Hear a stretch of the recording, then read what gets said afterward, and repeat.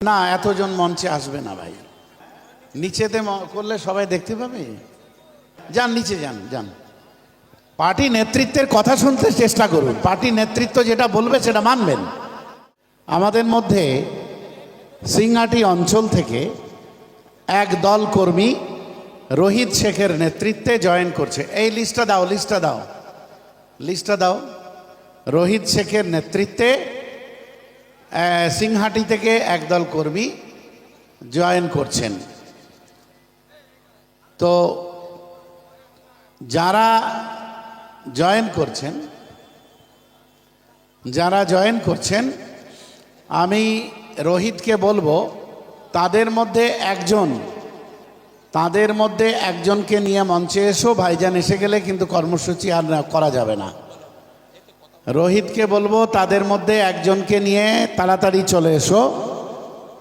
নেতৃস্থানীয় একজন বা দুজনকে নিয়ে তাড়াতাড়ি চলে এসো।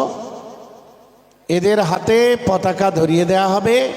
এরা এসেছেন, যারা যোগ দিচ্ছেন আজকে নোয়াপাড়া 1 নম্বর অঞ্চলের টিএমসি ছেড়ে তাপের আলী শেখ, বিকাশ আলী মল্লিক, আমজেদ শেখ, আলী শেখ, কেয়ামত শেখ,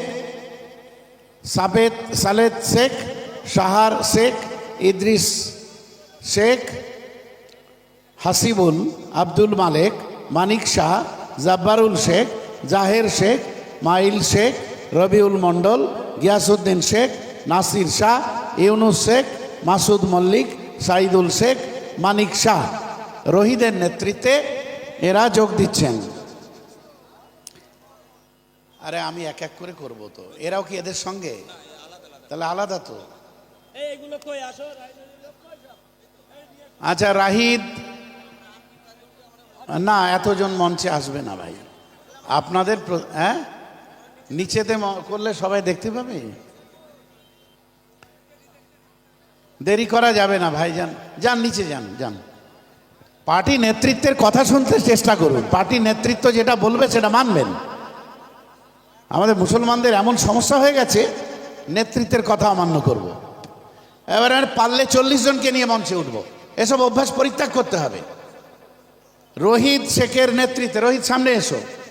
আমাদের পুরনো কর্মী রোহিত শেখ, তার নেতৃত্বে একদল তৃণমূল কংগ্রেসের নবাগত ভাইরা, সংগ্রামী সাথীরা, কমরেডসরা, লড়াকু বন্ধুরা, তারা আজকে আমাদের দলে যোগ দিচ্ছেন এবং পতাকা আমাদের জেলার পক্ষ থেকে মহিবুল এবং ইমদাদুল ইসলাম এরা পতাকা তুলে দিচ্ছে আমাদের নতুন কর্মীদের হাতে। রহিদুল ধরতে হবে না। ইনকিলাব জিন্দাবাদ, আইএসএফ জিন্দাবাদ। নবাগত কর্মীদের স্বাগত জানাচ্ছি আমরা। এরপরে আমাদের ডে টু ডে কর্মকাণ্ডে ওরা যুক্ত হবেন।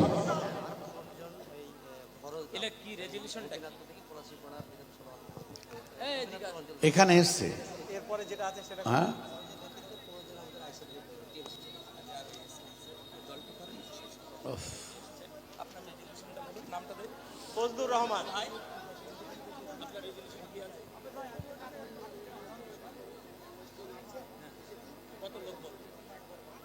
নাম প্রকাশ করতে হবে না বলছে তো।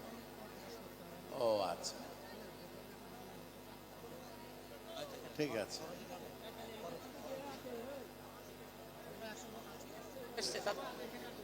হাসিবুল রহমান কোথায় আছে? হাসিবুল রহমানের সঙ্গে আরো অন্তত 30 জন। কোন অঞ্চলের এরা?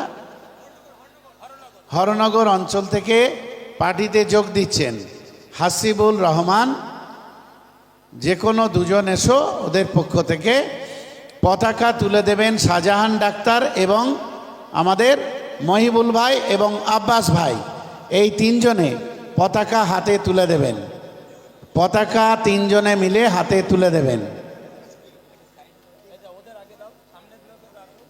হ্যাঁ, ইনকিলাব জিন্দাবাদ, जिंदाबाद इनकलाब जिंदाबाद जिंदाबाद इनकलाब इनकलाब इनकलाबी जिंदाबाद जिंदाबाद जिंदाबाद आईएसएफ जिंदाबाद जिंदाबाद जिंदाबाद आईएसएफ जिंदाबाद जिंदाबाद এই जिंदाबाद পার্টি চেয়ারম্যান নওশাদ সিদ্দিকী জিন্দাবাদ। जिंदाबाद এই जिंदाबाद নবাগত কর্মীদের জানাই স্বাগতম, स्वागतम स्वागतम নবাগত কর্মীদের জানাই স্বাগতম। स्वागतम এই स्वागतम ইনকিলাব জিন্দাবাদ, जिंदाबाद जिंदाबाद ইনকিলাব ইনকিলাব ইনকিলাবি জিন্দাবাদ। जिंदाबाद जिंदाबाद হ্যাঁ কি না ফজর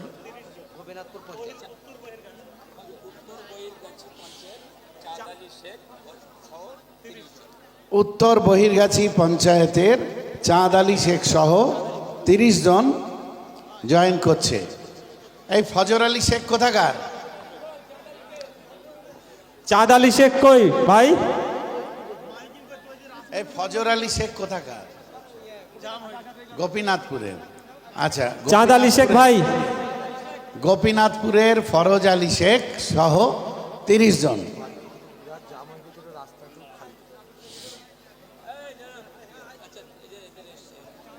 হ্যাঁ, এদের হাতে পতাকা তুলে দিচ্ছেন আমাদের জেলার অন্যতম সংগঠক মহিবুল মণ্ডল। ইনকলাব জিন্দাবাদ, जिंदाबाद जिंदाबाद আইএসএফ জিন্দাবাদ। जिंदाबाद जिंदाबाद এই নবাগত কর্মীদের স্বাগতম। स्वागतम स्वागतम ব্যাস হয়ে গেছে।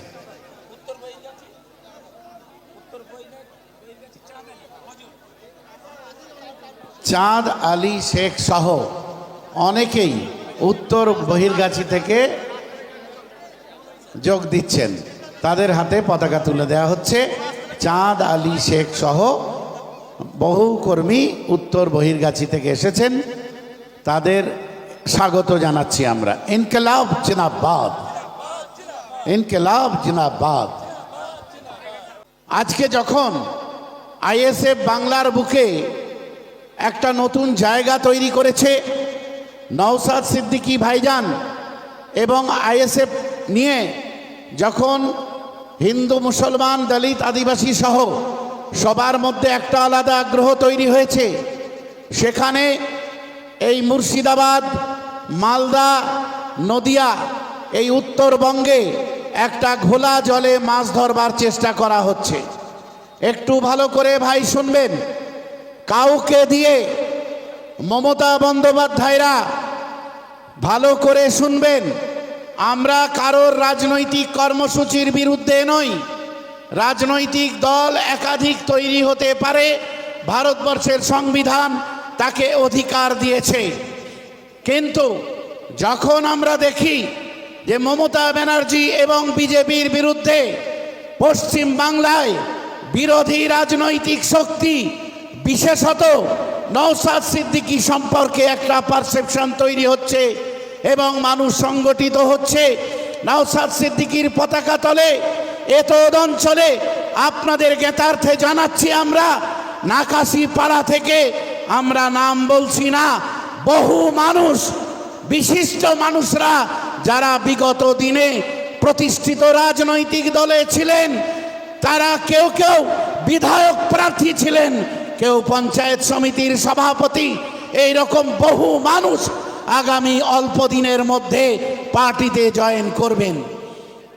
দক্ষিণ কৃষ্ণনগর বিধানসভা কেন্দ্রে একই রকম ভাবে আমাদের আসাদুদ্দিন ভাইদের নেতৃত্বে কয়েক হাজার মানুষ, রানিং পঞ্চায়েত প্রধান, রানিং উপপ্রধান, পঞ্চায়েত সমিতির কর্মাধ্যক্ষ সহ বহু মানুষ চোরের সরকারের বিরুদ্ধে প্রতিবাদ করে তারা আইএসএফে যোগ দিচ্ছে। এই রকম অবস্থায় যখন বিরোধী রাজনীতি শক্ত হচ্ছে, ঠিক সেই সময় নাম উচ্চারণ করতে চাই না কাউকে দিয়ে আমার আপনার পবিত্র ধর্মীয় বিষয়টাকে মার্কেটিং করিয়ে আসলে নওশাদ সিদ্দিকীর গতিরোধ করার চেষ্টা করা হচ্ছে। এটা আমাদের বুঝতে হবে। ভালো করে বুঝে নিন যে যদি ফায়দা মমতা ব্যানার্জির কিসে না নওশাদ সিদ্দিকীর নেতৃত্বে যে বিরোধী ঐক্য তৈরি হতে চলেছে, আগামী বিধানসভায় শাসক দল সংকটে পড়বে, তাহলে যে সংখ্যালঘু মাইনরিটি ভোট মমতা ব্যানার্জির বাক্স থেকে সরে যাচ্ছে, সেটা যদি বিরোধী বাক্সে যায়, তাহলে বিরোধী বাক্সের ভোট যদি বেশি হয়, তাহলে মমতা ব্যানার্জির পতন অবশ্যম্ভাবী। আর তাই সেই ভোটটা যাতে থার্ড বক্সে ফেলানো যায়, তৃতীয় বাক্সে ফেলানো যায়, তার প্রচেষ্টা হিসেবে এই মুর্শিদাবাদ সহ একটা বিস্তীর্ণ অঞ্চলে চলছে। তাহলে টেলিভিশন চ্যানেলে যখন আমরা ওয়াকফ নিয়ে কথা বলি, তখন আমরা দেখতে পাচ্ছি মুসলিম লিডার যারা, তাদের মধ্যে কেউ কেউ যারা স্বনামধন্য রাজনীতি করেন, আমি নাম বলতে চাইছি না, তারা ওয়াকফ ইস্যুতে কথা বলার পরিবর্তে নওশাদ সিদ্দিকীকে বলছেন বিজেপির সঙ্গে সেটিং করে চলে। আপনারা জেনে নিন, এটা হচ্ছে পুরনো গল্প। আর মমতা ব্যানার্জি আর ওই সমস্ত লিডার যারা বলেন নওশাদ সিদ্দিকী সেটিং করে চলে, তাদেরকে একটাই উত্তর দেবেন যে আইএসএফ এর কারণে 2021 সালের বিধানসভা নির্বাচনে বিজেপি কটা সিট জিতেছে দেখাতে পারলে রাজনীতি ছেড়ে দেব। আমি আপনাদের বললাম, আইএসএফ যে সব জায়গায় প্রার্থী দিয়েছিল, তার কোনোটাতেই বিজেপি জিততে পারেনি। তাহলে বিজেপি যে 70-এর বেশি সিট 2021 সালে জিতেছিল, সব কটাতে মমতা ব্যানার্জির দল বা অন্যান্য দল দাঁড়িয়েছিল। তাহলে তারা আসলে ভোট কাটুয়া, তারা আসলে ভোট কাটুয়া। তাদের কেন্দ্রে কেন জিতছে? আমাদের কারণে কোনো জায়গায় বিজেপি জিততে পারলো না, আর আমরা হয়ে গেলাম বিজেপির মিটিং। আর যাদের জন্য জিতছে, আসলে চোরের মায়ের বড় গলা, চোরের মায়ের বড় গলা।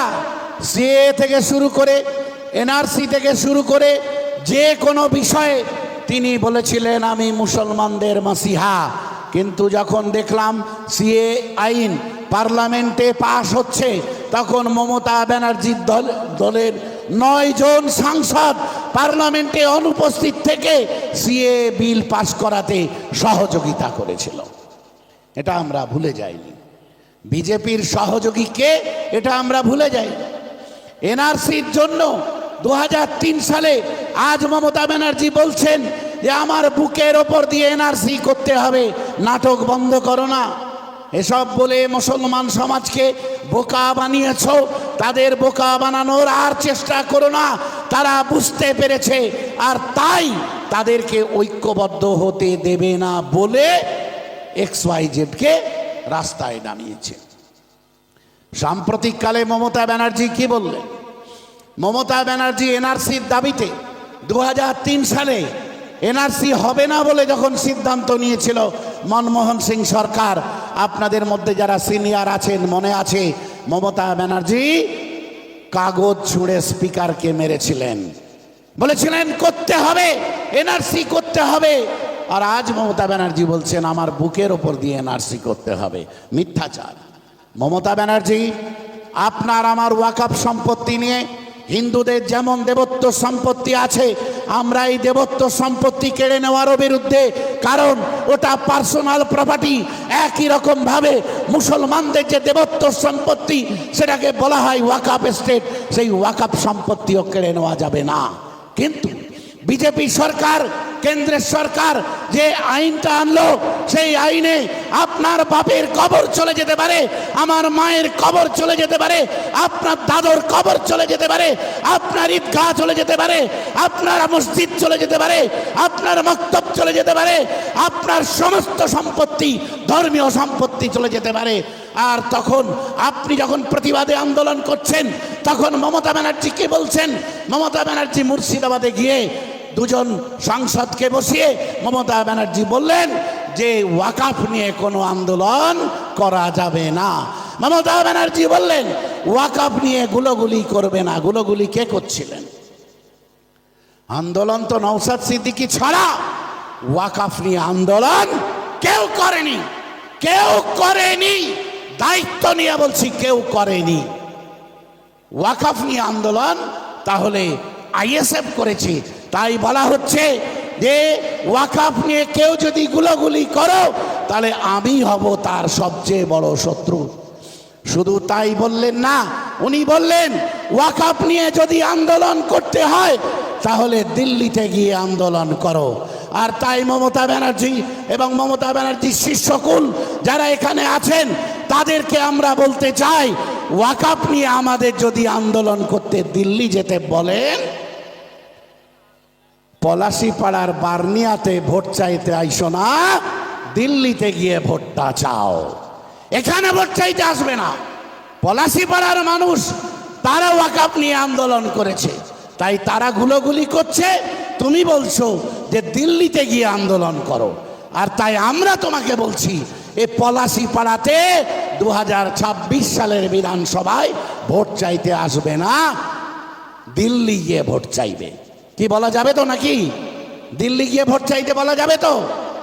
আর তারপরে পলাশীপাড়া পরিবর্তন চাইছে, পলাশীপাড়ার মানুষ পরিবর্তন চাইছে, কারণ পলাশীপাড়ার মানুষ যাকে ভোট দিয়ে জিতিয়েছিলেন তিনি মানুষের সঙ্গে বিশ্বাসঘাতকতা করেছেন। আমি ব্যক্তি আক্রমণ করতে চাই না, কিন্তু তার যে রেকর্ড, তিনি যে অবস্থায় আছেন বর্তমানে, তাহলে চোর বলাটা বোধহয় কম বলা হবে। সুতরাং এই লোককে ভোট তো দেবেন না, এবং এই লোককে যারা প্রমোট করে তাদেরও ভোট দেওয়া যাবে না, তাদের দিল্লি পাঠিয়ে দিতে হবে। যা, তোর দাদা মোদি আছে, মোদির কাছে চলে যা। আজকে নরেন্দ্র মোদি তাহেরপুরে এসেছিল, আসার কথা ছিল। আপনারা জানেন আপনাদের নিকটেই তাহেরপুরে আসার কথা ছিল। এরা তো মনে করে যে আমরা মানুষ, আর এই সামনে যারা বসে থাকে এদের কোনো দাম নেই। আজ নরেন্দ্র মোদীর সভায় আসতে গিয়ে 5 জন তারা ট্রেনে কাটা পড়ে মারা গেছে। আমি যখন আসছিলাম দেখছিলাম যে কিভাবে মানুষগুলো নরেন্দ্র মোদীকে দেখার জন্য ছুটে ছুটে আসছিল। আর তাই নরেন্দ্র মোদীরা তারপরেও শোক প্রকাশ করে কিন্তু সভা বন্ধ করেননি। উনি বললেন উপরে উঠতে পাচ্ছি না, কারণ কুয়াশায় ঢেকে গেছে, তাই আমি কলকাতায় বসে বসে অনলাইনে সভা করে দিচ্ছি। নরেন্দ্র মোদী যদি সত্যিই মানুষ হতেন, তার মধ্যে যদি মনুষ্যত্ব থাকতো, তাহলে বলতেন যে এতগুলো মানুষ মারা গেছে, আপনি দিন, ওরা বারণ করছে, ওরা বলছে, আপনি ভালো দেন, আপনি ভালো।